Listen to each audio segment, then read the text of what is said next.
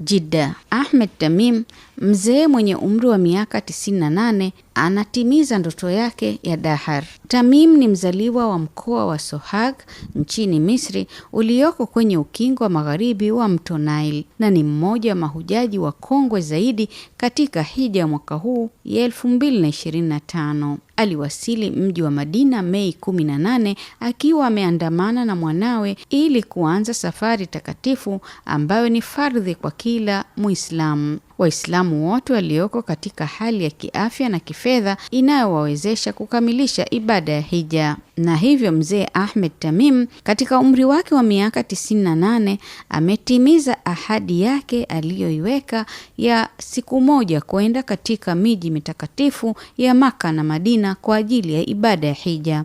Mwenyezi Mungu amjaalie afanye ibada yake kwa usahihi na pia kumpa uwezo wa kukamilisha ibada yake na arudi nyumbani akiwa msafi na afya kamili.